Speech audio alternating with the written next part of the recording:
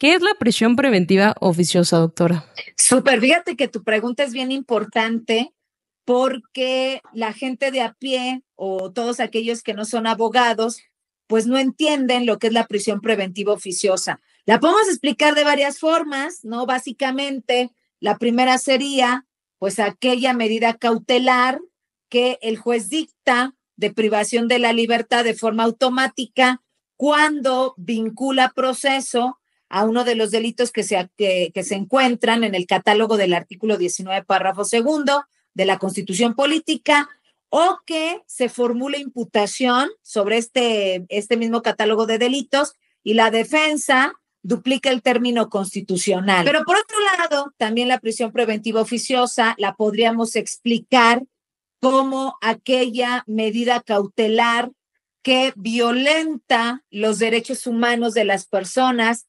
específicamente el tema de el derecho humano a la libertad.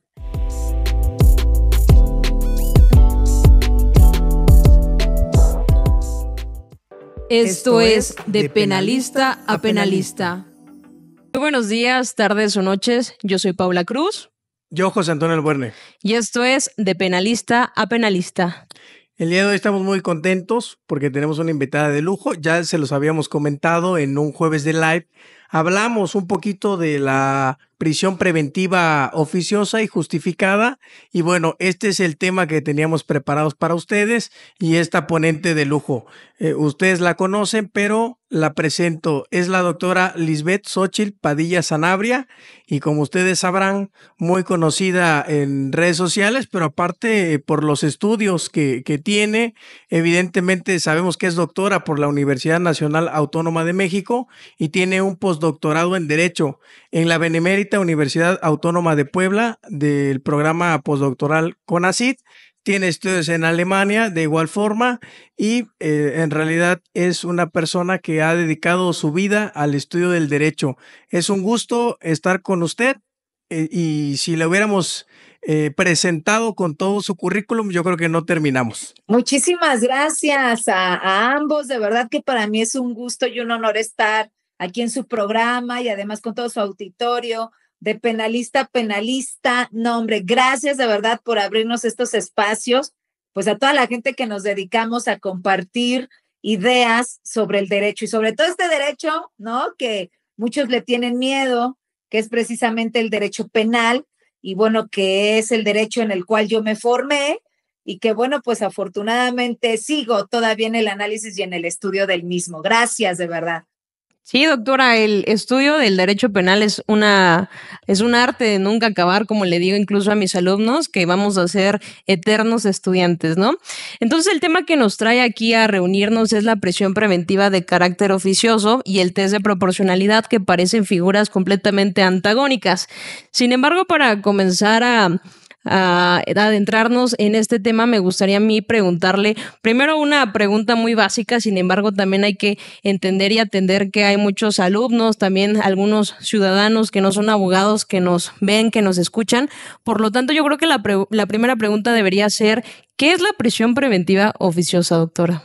Súper, fíjate que tu pregunta es bien importante porque la gente de a pie o todos aquellos que no son abogados, pues no entienden lo que es la prisión preventiva oficiosa. La podemos explicar de varias formas, ¿no? Básicamente, la primera sería, pues, aquella medida cautelar que el juez dicta de privación de la libertad de forma automática cuando vincula proceso a uno de los delitos que se encuentran en el catálogo del artículo 19, párrafo segundo de la Constitución Política, o que se formule imputación sobre este mismo catálogo de delitos y la defensa duplica el término constitucional para efecto de ofrecer dato de prueba, medio de prueba, desahogarlos durante el término constitucional que se prevé y bueno, pues al final del día donde no se busca la vinculación.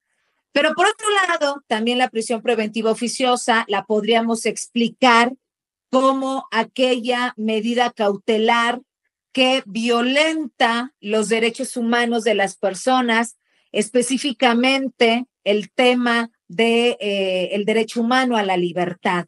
y que además contraviene al sistema interamericano de derechos humanos, entendido como la Convención Americana de Derechos Humanos y, por supuesto, la jurisprudencia de la Corte Interamericana de Derechos Humanos, que han determinado hasta la fecha, incluso en 2 sentencias que condenaron a México, la Corte Interamericana, el caso Zompanxtla-Tecpile contra México y el caso García Rodríguez contra México, que la prisión automática es inconvencional y que es violatoria de derechos humanos. Entonces, por eso digo que a la prisión preventiva oficiosa se le puede describir de diversas formas. Claro, doctora, y también es importante, yo creo que puntualizar la primera idea que usted nos señalaba, que era que las medidas cautelares pues necesariamente tienen que ser impuestas por un juez, en este caso pues un juez de control, cuando usted hacía la aseveración de que una vez iniciado el proceso, es decir, una vez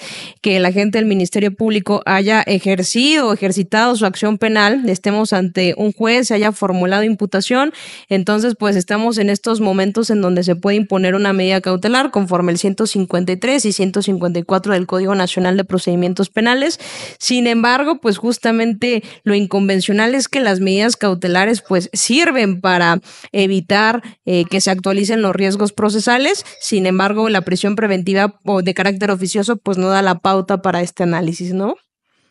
De igual manera, me gustaría hacerle una pregunta. ¿Usted considera que se contravienen, evidentemente se contraviene a la Constitución, a la Convención Americana, esta imposición o esta figura de la prisión preventiva oficiosa? ¿Se contravienen más principios del sistema penal, en este caso el sistema penal acusatorio? Fíjate que yo lo que te diría es que específicamente la prisión preventiva oficiosa, aunque forme parte del sistema penal acusatorio, todo depende desde dónde hagamos el análisis. Si nosotros hacemos el análisis desde el Código Nacional de Procedimientos Penales, pues evidentemente la prisión preventiva oficiosa se encuentra inmersa en dicha normatividad, por lo tanto no es ilegal, ¿no? Cumple con los estándares de legalidad. Pero si nosotros hacemos el análisis, lo elevamos un poquito y nos vamos a nivel constitucional, estudiamos a la prisión preventiva oficiosa desde el Código Nacional y desde la Constitución, pues evidentemente en ambos está, y entonces diríamos que la prisión preventiva oficiosa es constitucional, ¿no?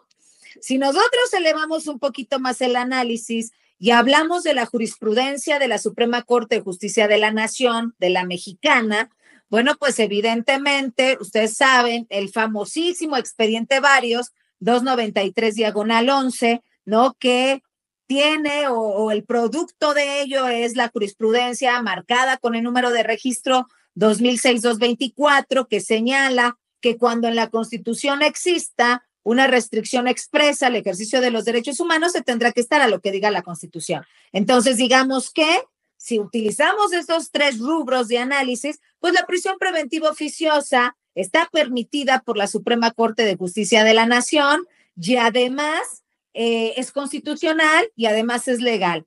Pero si nosotros elevamos el análisis hasta el bloque de constitucionalidad y desde la supremacía de constitucionalidad, entonces ahí vamos a entender varias cosas. De entrada, supremacía constitucional no indica que está en la Constitución. Ese es el primer punto que nosotros debemos aclarar.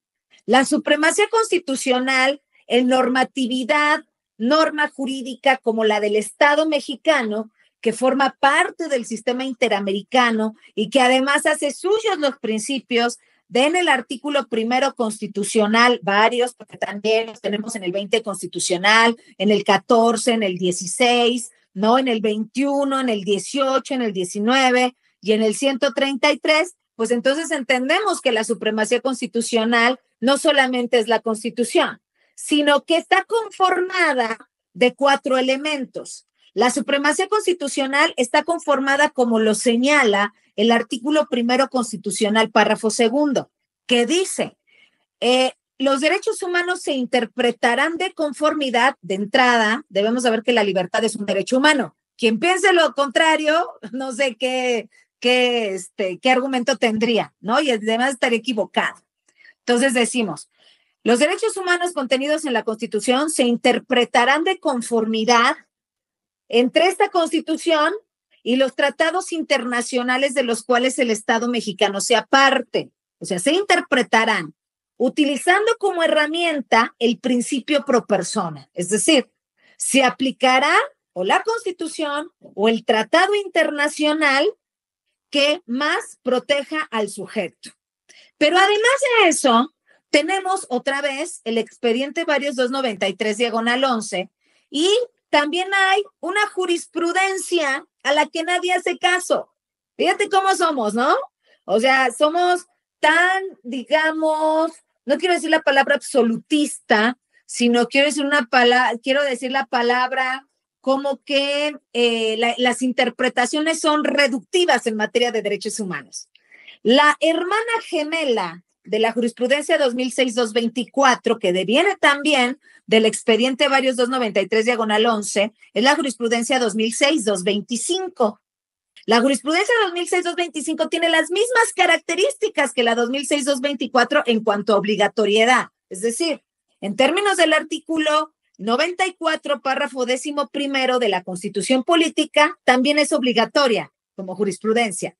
En términos del artículo 217 de la Ley de Amparo, párrafo 1, también es obligatoria para todas las autoridades por debajo de la Corte, para todos los jueces de control, que son los que dictan la medida cautelar. ¿Qué dice esta gemela buena?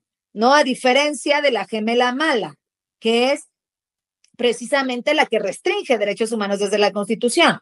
Te dice, la jurisprudencia de la Corte Interamericana de Derechos Humanos es vinculante para los jueces mexicanos.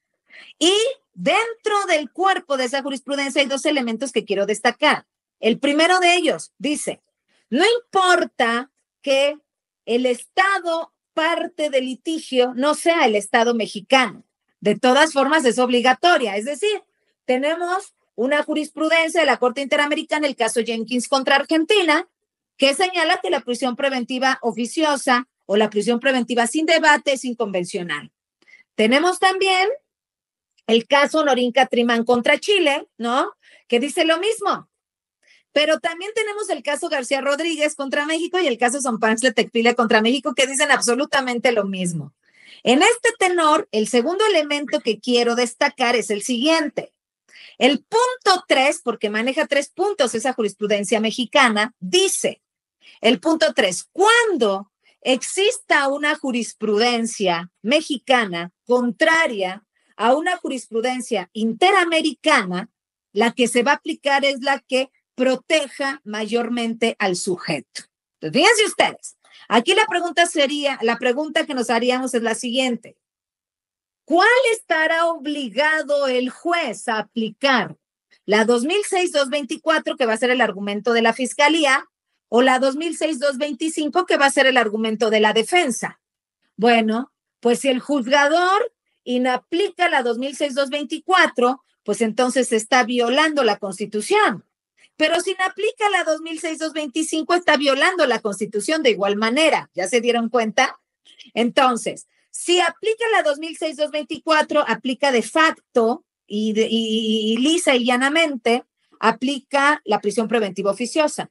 Pero si aplica la 2006-225, no puede aplicar la Constitución ni la 2006-224, porque tiene que hacer un análisis del bloque de constitucionalidad, es decir, una interpretación conforme que la propia Constitución lo está obligando. Por lo tanto, el juzgador tendría que aplicar forzosamente la jurisprudencia 2006-225 e inaplicar la jurisprudencia 2006-224, pero tendría que motivar y fundamentar las razones por las cuales lo hace. ¿Cuáles son estas razones? Pues evidentemente que tiene que hacer una interpretación conforme y tiene que aplicar precisamente la que más proteja a los sujetos con base en la herramienta del principio pro persona. Eso es lo que yo estoy manejando en mi más reciente obra, La obtención lícita de la prueba en el ámbito de las restricciones al ejercicio de los derechos humanos, materia penal, administrativa y disciplinaria. Ahora, ¿qué es lo que está pasando? Lo que está pasando es que los juzgadores se les olvida el bloque de constitucionalidad. La supremacía constitucional en realidad es la Constitución Política, la Convención Americana de Derechos Humanos y la jurisprudencia de la Corte Interamericana de Derechos Humanos. ¿Cuál de las dos vamos a aplicar? El que se va a encargar de determinar eso es la herramienta del principio pro persona, la que más proteja al sujeto o la restricción al ejercicio de los derechos humanos menos lesiva al sujeto. La problemática a la cual nos enfrentamos en México, ¿cuál es? Que no sabe la comunidad jurídica, claro que hay honrosas excepciones, pero la comunidad jurídica no sabe operar las restricciones al ejercicio de los derechos humanos. Piensan que una restricción es una violación, no, al contrario. Una restricción, restringir la libertad, que es un derecho humano que se puede restringir, evidentemente requiere de un análisis, científico, de un análisis epistemológico más grande que un derecho humano liso y llano. Entonces, si nosotros supiéramos cómo restringir un derecho humano, no tendríamos estas problemáticas con figuras que además son inoperantes a la supremacía constitucional, que ya acabo de decir de que está conformada, independientemente de que el 19 constitucional le hayan metido que no cabe interpretación, que no se puede utilizar la convencionalidad. De todas formas, eso es absolutamente inoperante. Y es inoperante no únicamente desde el sistema interamericano. Es más, quitemos el sistema interamericano. Es inoperante desde el artículo 1 constitucional y 133 constitucional, y es inoperante desde la propia jurisprudencia de la Corte Mexicana. O sea, por donde le quieran ver, el resultado es el mismo. No se debe aplicar la prisión preventiva oficiosa. Claro, doctora. Nada más retrotrayéndome un poquito, porque yo creo que con lo que usted nos acaba de desarrollar en este momento va a ser de gran ayuda para todos los postulantes allá afuera, porque ya sabemos qué precedentes utilizar y cómo argumentarlos, ¿no? Sin embargo, también el maestro José Antonio hacía referencia hace un momento de si la prisión preventiva de carácter oficioso pues mermaba algunos otros principios, ¿no? Del sistema penal acusatorio. Y pues yo creo que a mi consideración lo que también está mermando pues es el principio dispositivo de que en efecto este sistema pues debe fluir a instancia de las partes, no a instancia de un juez, y pues la prisión preventiva de carácter oficioso lo que hace es que el juez de forma automática pues esté imponiendo, resolviendo una medida cautelar. De igual forma pues el principio de contradicción e incluso el principio de presunción de inocencia, ¿no? Y de igual forma, sí, y de igual forma, retomando la idea de que usted decía que la prisión preventiva pues es legal, claro que es legal, incluso la Convención Americana sobre Derechos Humanos en su artículo 7 se va dividiendo en párrafos, ¿no? Y el primer párrafo es que necesariamente tiene que estar prevista esta medida restrictiva de la libertad en las constituciones de los estados, y sí está en la Constitución Política de los Estados Unidos Mexicanos, ya lo sabemos que está en el artículo 19, segundo párrafo. Sin embargo, lo que se alega acá no es que sea legal, constitucional o no, sino que no sea arbitraria. Y para que no sea arbitraria, justamente tiene que aparecer el análisis y la argumentación de lo que conocemos como el test de proporcionalidad. Maestro José Antonio.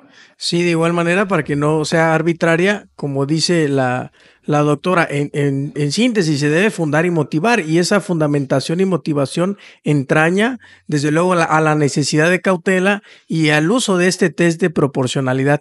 Quería hacer el comentario, en la parte final de su intervención nos hablaba de las restricciones constitucionales, y efectivamente la misma contradicción de tesis 293-2011 nos remonta al párrafo, me parece que es el segundo párrafo del artículo 1, nos remonta al artículo 29 de la Constitución Política y establece cuáles serán los supuestos en los cuales evidentemente se pueden restringir libertades o se pueden restringir derechos y garantías. Entonces, en este sentido, la diferencia es simple. Sin embargo, como usted ya nos los ha explicado, me parece que es una decisión más que nada arbitraria del Estado mexicano para continuar perpetrando esta figura, cuando a todas luces, en lo que hace a lo jurídico, pues el análisis es demasiado claro. Se debe apelar a lo que mayor beneficie a la persona. Claro, y además, justamente regresando al tema de las restricciones de los derechos, hay que entender que los derechos humanos no son de corte absoluto, sino que pueden ser restringidos. Incluso es algo que Robert Alexy pues desglosaba en su teoría de la proporcionalidad y la razonabilidad, de que sí pueden ser limitados siempre y cuando pues haya una razón suficiente, y en ese sentido lo que se pretenda lograr con la restricción a este derecho pues sea mayor a la afectación que le va a ocasionar a la persona titular de este derecho humano, doctora. Sí, absolutamente ustedes tienen razón. Sí es cierto, claro, si el principio de contradicción, el tema de la presunción de inocencia, el debido proceso, todo el debido proceso legal, ¿no? El tema del derecho a la defensa, el tema de ofertar pruebas, el tema de la duda razonable también, el tema del derecho de saber qué se te imputa, ¿no? Inclusive ahí en esa medida cautelar por el tema de la teoría del caso que tiene que presentar precisamente la fiscalía. Y miren ustedes que yo también quisiera, otra vez voy a usar la palabra resaltar, ¿no? Es mi palabra de la tarde. Quisiera resaltar la función de los jueces de control. A ver, ¿para qué sirve un juez de control? ¿Para qué sirve un juez de distrito? ¿Para qué sirve un tribunal colegiado de circuito? Miren, el Poder Judicial Federal está y el Poder Judicial Estatal está para revisar las actuaciones de las autoridades no judiciales, como en el caso de las fiscalías. ¿En qué sentido es esto? Para revisar que han cumplido con los derechos humanos, que han protegido los derechos humanos de las personas. Eso es importante que lo digamos. ¿Por qué digo esto? Porque si no se tiene, como bien ustedes lo dijeron, si no se tiene un instrumento que pueda determinar las razones y los motivos por los cuales se requiere o se solicita ante el juez de control, ¿no? Que es el que va a revisar que además existan esas razones, ¿no? Esas razones para efecto de poder dictar o aceptar, ¿no? Y con ello dictar una medida cautelar de prisión preventiva oficiosa. Entonces no tiene razón de ser, ¿no? Ese juez de control en ese sentido. ¿Por qué lo digo esto? Porque, bueno, pues el tema, uno de los temas que estamos tratando en esta charla, que además me encanta platicar con ustedes, tienen un gran nivel jurídico, déjenme decirlo, tienen un gran nivel jurídico, un gran nivel académico, padrísimo, y era lo que le venía diciendo yo a mi colega, le digo, no, es que la gente de Oaxaca sabe mucho de derecho penal, O sea, saben, si hay alguien que de verdad yo reconozco que sabe derecho penal, son mis colegas de Oaxaca, que además Oaxaca hermoso y hay la comida. Bueno, ya después platicamos de ese tema, ¿no? Pero ¿por qué estoy diciendo esto, muchachos? ¿Por qué la importancia de los jueces de control? Bueno, pues porque ellos se encargarán de proteger los derechos humanos. ¿Y cómo lo van a hacer? Bueno, a mí me parece, salvo lo que ustedes consideren de lo que voy a decir, que se requieren de 3 elementos básicamente para que se pueda restringir el derecho humano a la libertad, en este caso con la prisión preventiva. Primero, la fiscalía requiere una teoría del caso, ¿no? Una teoría del caso para demostrar la necesidad de cautela. Una teoría del caso para demostrar que hay riesgo para la víctima. Una teoría del caso para demostrar que incluso puede intervenir el sujeto imputado en el procedimiento. Y una teoría del caso, ¿qué implica? Implica un dato de prueba, implica un hecho e implica fundamentación normativa, ¿no? Pero no solamente basta con eso, que ese sería el primer elemento, sino que el segundo elemento son lo que yo le llamo las 7 llaves para entrar a la habitación de la restricción de los derechos humanos. Imagínense ustedes que estamos en una habitación, ¿no? Cerrada, con una puerta, y entonces esta habitación es la habitación de los derechos humanos, el derecho humano a la libertad, el derecho humano a la propiedad, el derecho humano al libre tránsito, ¿no? El derecho humano a la vida. Pero entonces tenemos esa puerta y esa puerta tiene varios picaportes. Atrás de esa puerta está la habitación de la restricción de los derechos humanos. Entonces, ¿qué necesito yo para entrar a esa habitación? Necesito 7 llaves. ¿no? O sea, tiene 7 picaportes. Con una no basta. Necesito las 7 completas para efecto de que el juzgador me diga si es cierto. Además de tu teoría del caso, entonces ya tienes estas 7 llaves, fiscalía, para efecto de demostrar, argumentar y fundamentar la restricción al derecho humano. ¿Cuáles son estas 7 llaves? Que incluso les digo en mi última, más reciente obra y las menciono, y además no solamente las menciono, las fundamento con el sistema interamericano y las fundamento con el cuadernillo número 26 de la jurisprudencia de la Corte Interamericana de Derechos Humanos, que se trata de restricción y suspensión de derechos humanos. Ahí viene toda la jurisprudencia en ese sentido. Las 7 llaves son la necesidad, el principio de necesidad. ¿Cuál es la necesidad, fiscalía, que tú tienes para efecto de que se restrinja el derecho a la libertad de este imputado? ¿No? Con respecto al derecho que quieres proteger. La necesidad, la pertinencia. ¿Es pertinente? La idoneidad. ¿Cuál es el fin legítimo que buscas, fiscalía, para que ese derecho humano se restrinja? La razonabilidad. ¿Cuáles son tus razones?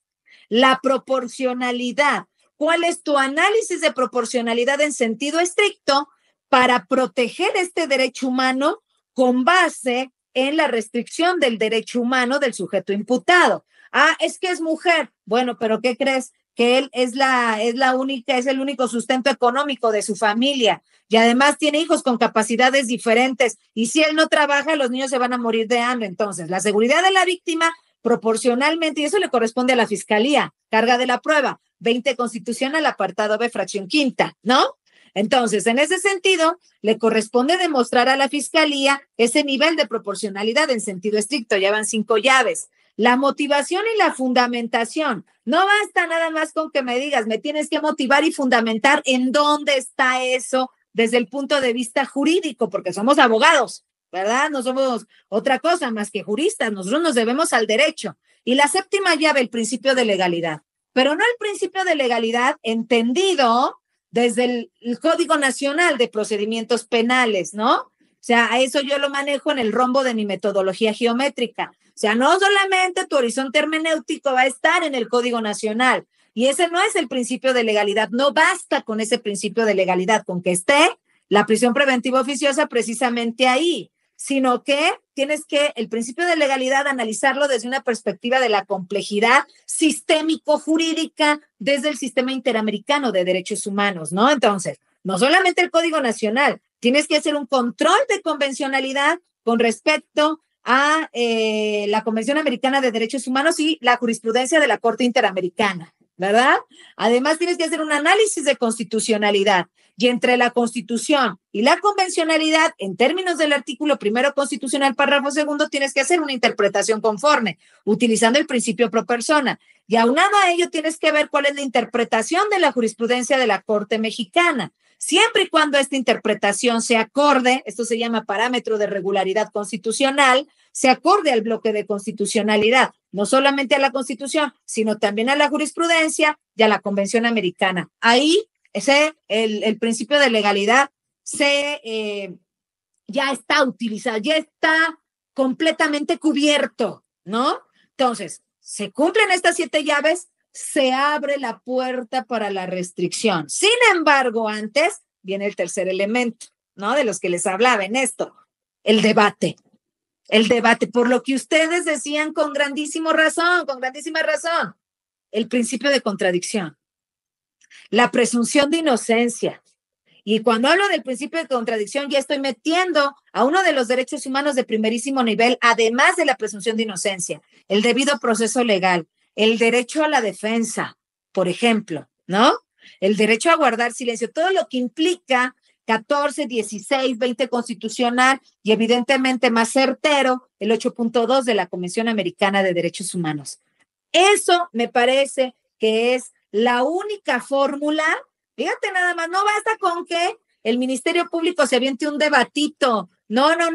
Necesita demostrar esas 7 llaves. Necesita precisamente un un tema de test de proporcionalidad en sentido estricto y en sentido amplio, y necesita una teoría del caso y además debatir la medida cautelar.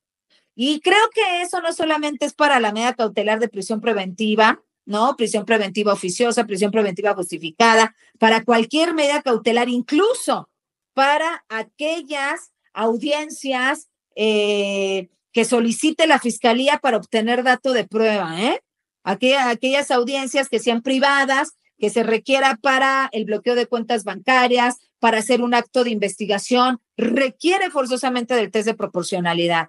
Y precisamente otra vez, cito mi más reciente obra, ahí viene todo el tema de las 7 llaves, cuáles son los pasos de la interpretación conforme y cuáles son los argumentos y fundamentos para la misma. No sé cómo vean, mis queridos colegas, esta receta de cocina que ahí está. No es que yo me la haya inventado ni que haya descubierto el hilo negro. Ahí está, en la propia Constitución. ¿Cómo ven? La verdad es que me parece muy interesante, es una exposición muy amplia, pero esa metodología que usted ha desarrollado aquí creo que no da pie a que se nos puedan salir las autoridades por la tangente. Se obliga a toda autoridad, en este caso al juez, en primer lugar el juez de control, a justificar por qué estas 7 llaves, como usted le llama, sí se materializan, por así decirlo. Me parece una exposición muy amplia, muy completa, y yo creo que es de gran ayuda para toda nuestra audiencia, para todos y todas los que nos dedicamos a esto. Creo que tenemos una tarea muy grande que hacer y sobre todo echarnos un clavado a esas 7 llaves que usted menciona. Yo creo que ya de una vez vamos a ir pidiendo nuestros libros y ya si nos los manda firmados, se lo vamos a agradecer mucho, doctora. Yo se los mando con todo gusto y con todo cariño. Nada más mándenme la dirección y ya se los envío. La verdad es que así como lo estamos escuchando, va a ser una joya y una herramienta que yo creo que todo defensor y todo agente del Ministerio Público y asesor jurídico tiene que tener, e incluso todo juez, porque después de todo son los que van a tener que resolver y analizar si en efecto estos 7 elementos y estas 7 llaves pues se encuentran actualizadas con suficiencia o no. Y rápidamente le quiero hacer una pregunta, doctora, cuando estábamos hablando que una de estas llaves era la legalidad y que hacía mención al control de convencionalidad, que también había que analizar pues la Convención Americana sobre Derechos Humanos. Yo quiero hacerle una pregunta porque convencionalmente en los riesgos procesales se puede llegar a establecer que un riesgo procesal legítimo es la probabilidad de que el imputado se sustraiga de la acción de la justicia e incluso una obstaculización en el proceso. Sin embargo, no así el riesgo para la víctima. Entonces, muchas veces realizamos pues este análisis de intentar solicitar un control convencional para que no sea aplicada la prisión preventiva oficiosa, la arbitraria, sino la prisión preventiva de corte justificada. Pero yo creo que muchas o muy pocas veces, mejor dicho, pues analizamos que de estos riesgos legítimos a través de este análisis que nos establece la convención, pues no viene el riesgo para la víctima. Sí, fíjate que lo que prevé precisamente lo que yo he leído del cuadernillo 8, que es de la libertad personal, del cuadernillo de jurisprudencia, fíjate que solamente manejan esos 2 elementos, que se sustraiga de la acción de la justicia y el riesgo a la víctima, ¿no?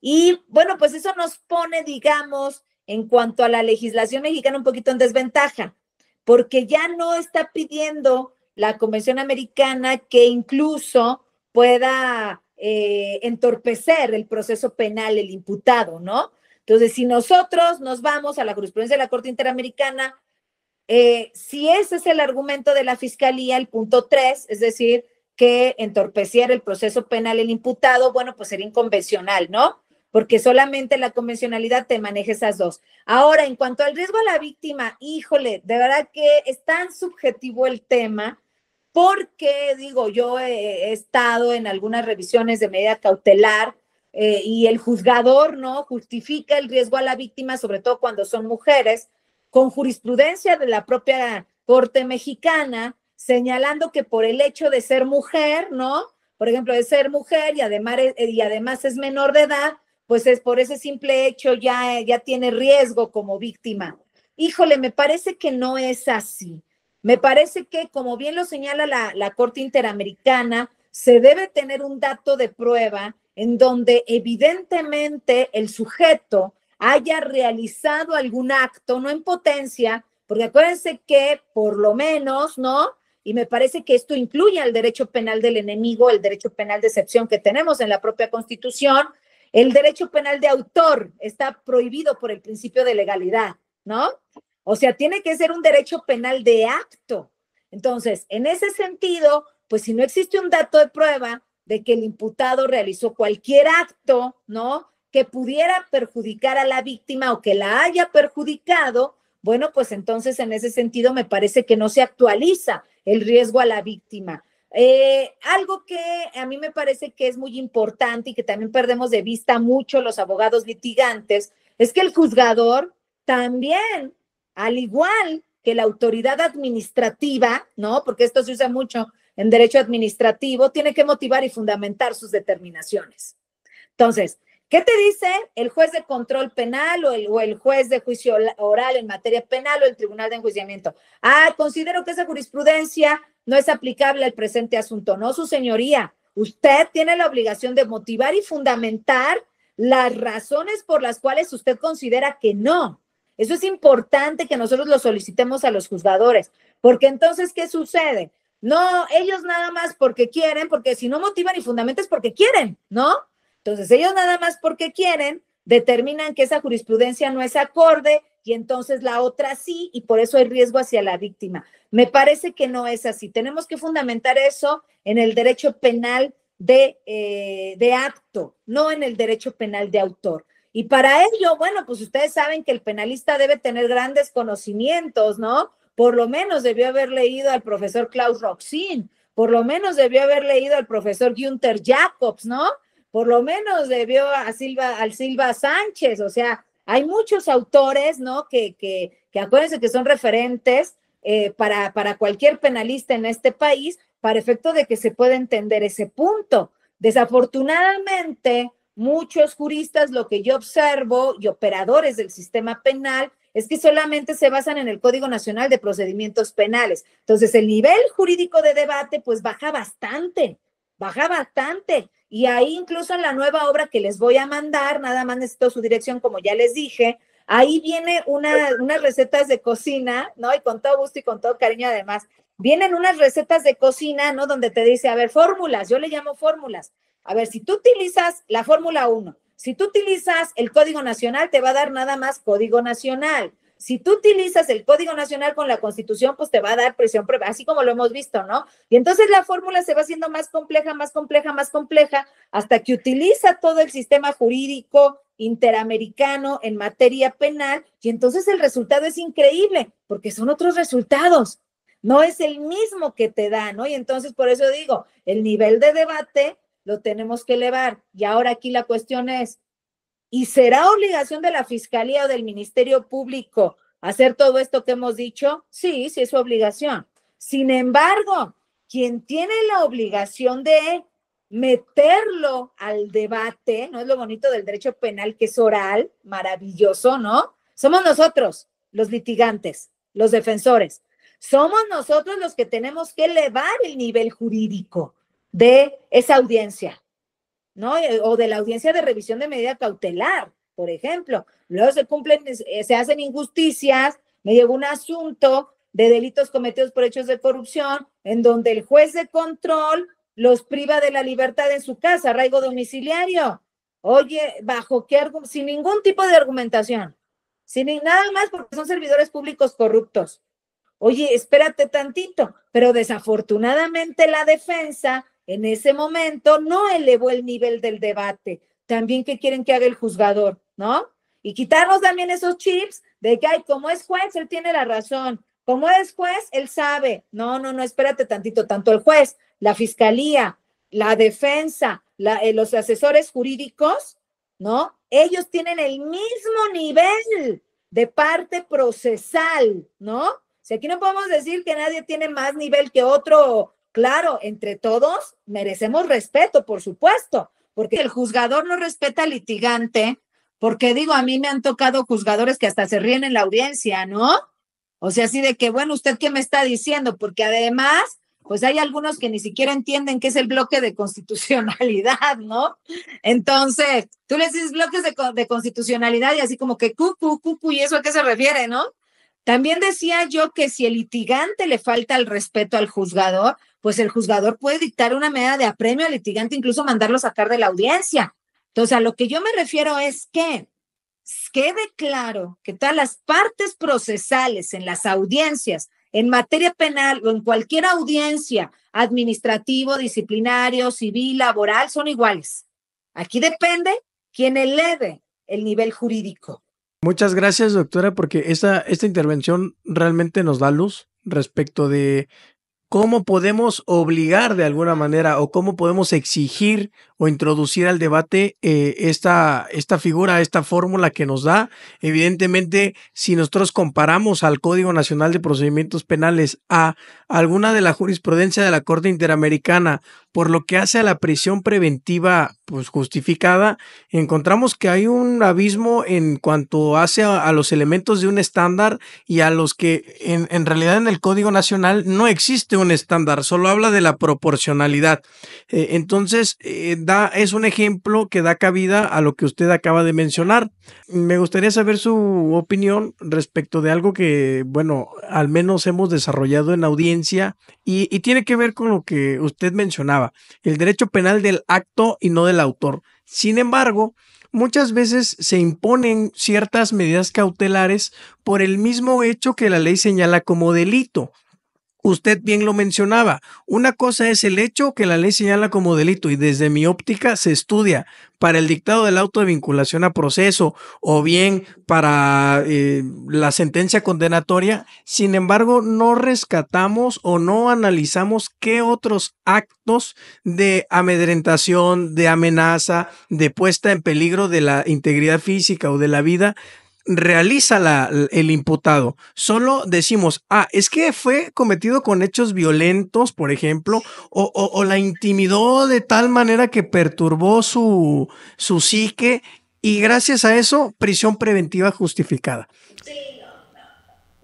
Son dos conceptos distintos, ¿no? Sí, claro. A mí me parece que eso es un argumento violatorio de la presunción de inocencia, ¿no? ¿Por qué violatorio de la presunción de inocencia? Porque un juzgador no puede determinar de ninguna manera, por ejemplo, que se cometió, ¿no? Mediante un acto violento. A ver, no. ¿Por qué razón? Te voy a decir por qué no. Porque ni siquiera he permitido el principio de contradicción. Ni siquiera hay un dato de prueba, ni siquiera el dato de prueba ha pasado a medio de prueba y se ha desahogado como prueba, ¿no? Ni siquiera tenemos una técnica de litigación que a lo mejor pudiera incorporar cualquier prueba, ¿no? Como la tenemos en materia penal, como es el interrogatorio y el contrainterrogatorio. Entonces, a mí se me hace muy aventurado y es una mala práctica que el juzgador, el juez de control, vincule a proceso a una persona por el simple hecho de determinar que el mismo hecho delictivo se cometió. No, eso es una tontería. ¿Yo qué haría? Llevarme al juez de control del Tribunal de Disciplina, porque está violentando derechos humanos, definitivamente. Y si no observa una jurisprudencia, llevármelo al Tribunal de Disciplina, como lo habíamos dicho al inicio, ¿no? Y si no observa la Constitución, estén observando el primero constitucional, párrafo segundo, llevármelo al Tribunal de Disciplina. O sea, es que también, ¿no? Yo creo que el litigante se debe dar a respetar. Que nos va a costar, sí. Desgraciadamente tenemos el elemento genealógico de la época de la colonia, ¿no? En donde tanto a nuestros antepasados indígenas los golpearon tanto y los menospreciaron y los sobajaron, ¿verdad? Que entonces tenemos así como que hay mucho el tema de Hernán Cortés, ¿no? Pues como lo veo ahí y está de juzgador, pues él tiene la razón, ¿no? Seguramente yo estoy mal. O el juzgador hace esto. No. Creo que debemos quitarnos otra vez ese tema de encima y si el juzgador está actuando mal, llevémoslo a donde debe estar, ¿no? Al Tribunal de Disciplina. Claro, doctora, y como usted decía, el juez no es más ni nosotros somos menos y viceversa, porque hay que entender que el proceso se compone de partes y de sujetos completamente técnicos, en donde es entendible que todos no solo somos como mínimos licenciados en Derecho, sino que además tenemos el conocimiento técnico suficiente para estar presente en una audiencia. Y pues como también lo dice, no por el simple hecho de que tenga la investidura de juez quiere decir que todas sus determinaciones sean las correctas. Por algo existen los recursos, por algo existe el amparo y hay que agotarlos. Yo quisiera hacerle una última pregunta, doctora, y viene yo creo que muy ad hoc con la última reforma del 31 de diciembre del año 2024. Yo creo que con lo que usted nos explicó ya la pregunta se contesta sola, sin embargo, pues yo quiero como que puntualizarla más. ¿Qué sucede con este último párrafo del 19 constitucional en donde nos dice no se puede interpretar, la única interpretación válida va a ser la gramatical, la literal? Claro, híjole, ojalá y no me vayan a vetar, pues ya si quieren cortan esto que voy a decir. Es una estupidez jurídica. Es como si en la Constitución metiéramos la pena de muerte, ¿no? Para que fuera operativo estos últimos renglones del 19 constitucional de la reforma del 31 de diciembre, para que fuera operativo requeriríamos dos cosas. La primera, que no existiera el primero constitucional ni el 133. Y además, exacto, y además el 14, y además el 16, y además el 20, ¿no? Y la segunda, que México se saliera del sistema interamericano. Ahí sí, no habría forma. Ahí sí ya lo que digan, pues ya es palabra de rey de ellos, ¿no? Pero o sea, en pocas palabras, es inoperante desde el bloque de constitucionalidad, es letra muerta, no lo deben pelar. Un verdadero jurista en este país no debe tomar en cuenta esos renglones del 19 constitucional, párrafo segundo, reforma 31 de diciembre del 2024. Un verdadero jurista, un jurista hincado, un jurista que quiera quedar bien, un jurista pues que ande cuidando su trabajo, ¿no? Para que no se lo vayan a quitar, de esos juristas que no valen un céntimo, bueno, pues aplíquenlo. Eso sí, ¿no? Pues no les queda de otra, ¿no? Porque si no, bueno, pues les quitan, les quitan pues su chuleta y pues ¿qué hacen? Entonces a mí me molesta mucho este tipo de situaciones, pero me molesta más, mis queridos colegas, que todavía haya juristas en este momento histórico y a este nivel que se supone queremos manejar la norma jurídica, que te diga, es que no podemos hacer nada porque ya lo dice la Constitución. Hay jueces que así lo dicen, otros jueces que no. Hay jueces que yo conozco de altísimo nivel, ultra garantistas. Hay uno en el Estado de México que nunca me acuerdo su nombre, no, pero yo debatí con la fiscalía estando él como juez de control, me encantó. No. ¿Qué nivel de conocimiento? Y otra juez también, no sé si siga, en Tlanepantla, en Estado de México también, en Barrientos, buenísima, garantista. La señora de esos jueces que dices, wow, tenemos a nuestro famosísimo juez que queremos todo mundo, Eduardo Osorio, ¿no? También otro hombre valiente, también otro juez de primerísimo nivel, pero así como hay de esos buenazazos, también hay jueces malísimos. Hay jueces que me dicen, pues qué bonito debate, licenciada, porque en las audiencias no soy doctora, soy licenciada. Qué bonito debate, licenciada, pero ¿qué cree? Que yo necesito que la corte me diga algo. Hijo, imagínate, ¿no? Yo necesito que la corte me dé luz.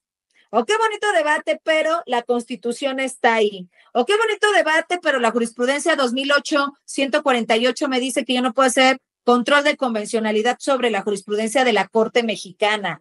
O sea, bajísimo nivel. Y esto que le estoy diciendo han sido jueces federales en donde yo he estado como defensa en delitos de alto impacto. Imagínense nada más, ¿eh? Si estamos hablando, me tocó un asunto de 10 asuntos, de 10 delitos formaditos, cuya pena mínima eran 100 años de prisión. O sea, imagínate nada más.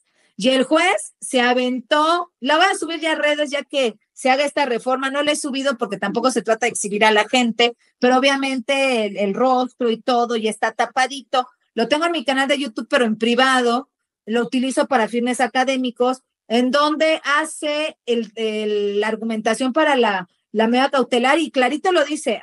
Ya sé que ya salió el caso San Panx de Tecpile, ya sé que ya nos condenó el caso García Rodríguez contra México, la Corte Interamericana, pero no los va a tomar en cuenta. Este juzgador considera que se debe tomar en consideración la jurisprudencia de la Suprema Corte de Justicia de la Nación. Dices, ¿qué?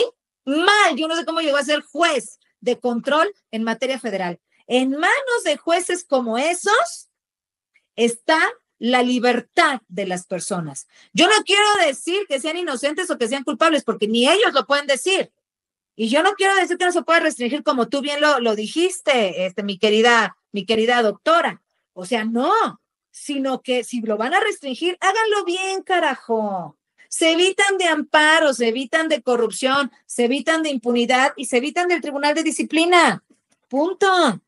Pero ya lo hicieron bien. Pero te digo, falta una capacitación en restricción al ejercicio de los derechos humanos.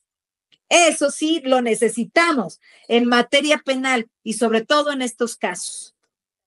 Claro que sí, doctora. Y luego, aunado a que las sentencias de la Corte Interamericana de Derechos Humanos en contra de México ya dijeron, bueno, también nosotros exhortamos y mandamos al Poder Legislativo del Estado de México, de México como país, para que modifiquen su constitución. Pero mientras eso no sucede, todos los jueces tienen la obligación de inaplicar la prisión preventiva de carácter oficioso y de atender a la Convención Americana sobre Derechos Humanos. ¿Por qué? Porque también es un argumento que dicen y hacen los jueces de control, porque establecen, sí, pero es para el Poder Legislativo, y como el Legislativo no lo ha suprimido, al contrario, pues ha crecido en ese tema, pues el catálogo de delitos que ameritan prisión preventiva oficiosa, pues yo la tengo que imponer, ¿no?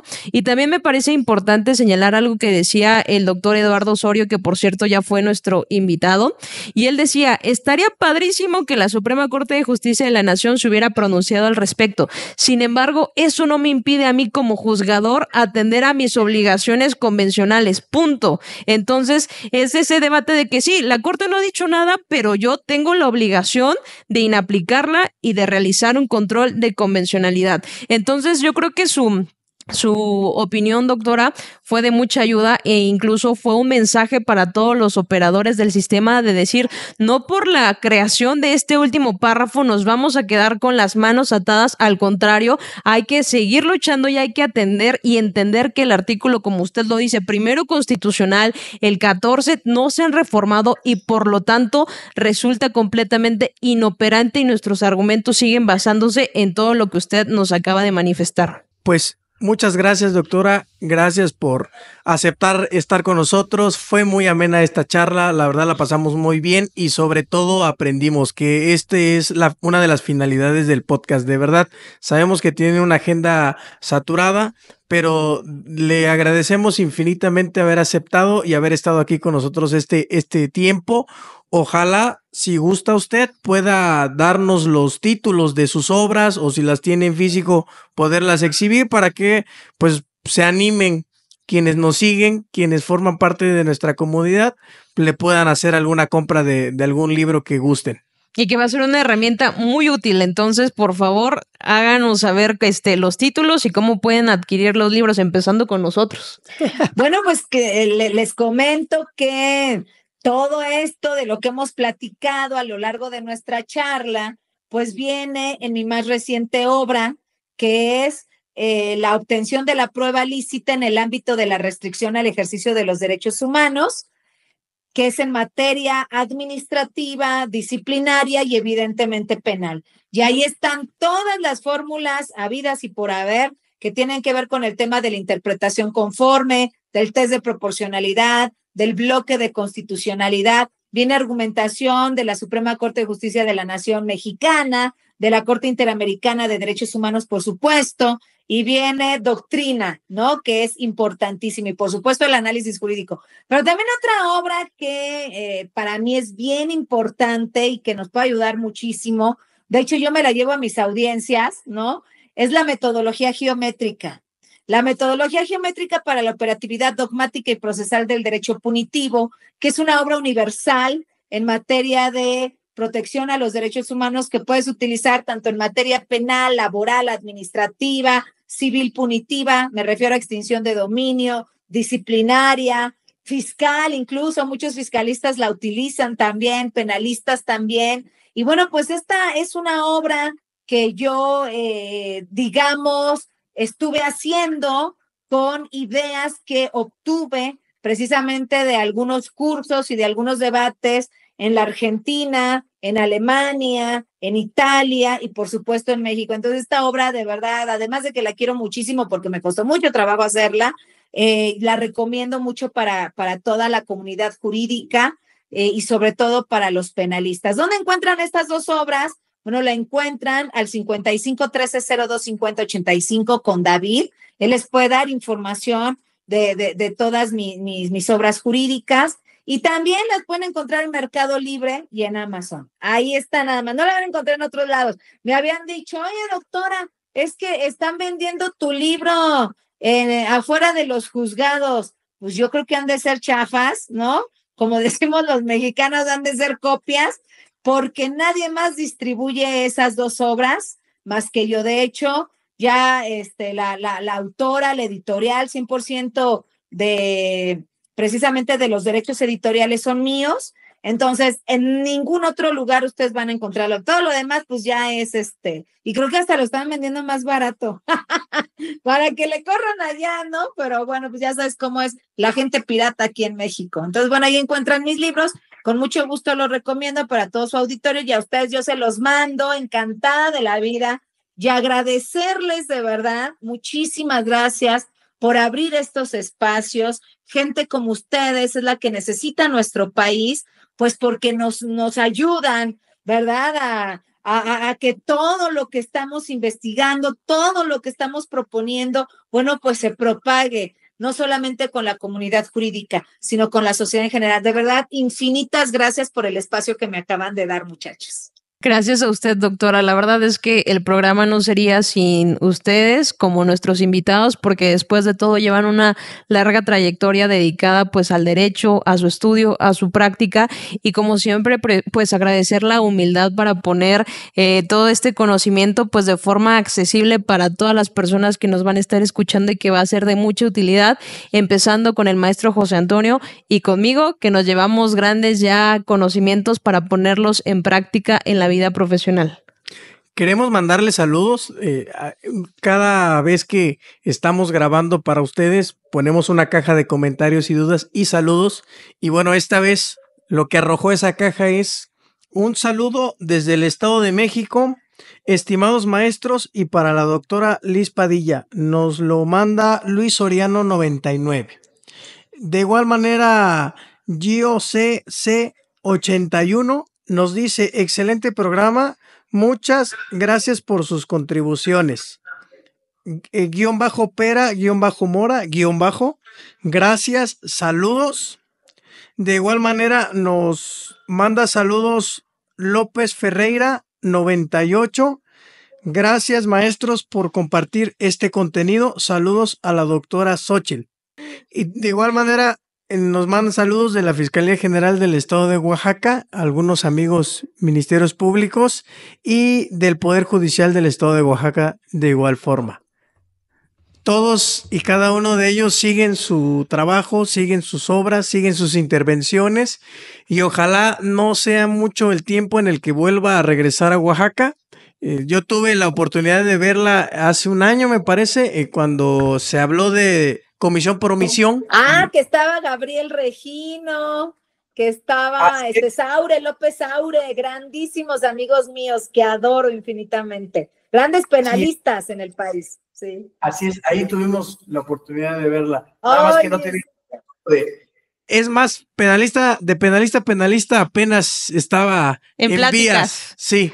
Pero si vuelve a venir a Oaxaca, por favor, háganoslo saber para que le demos un tour. Va a ser la verdad un privilegio compartir con usted y conocerla en persona porque reiteramos nuestra profunda admiración, doctora. Muchísimas gracias, muchachos. Igualmente de mi parte, yo los admiro muchísimo su trabajo Y bueno, sí, no duden, porque Oaxaca me encanta.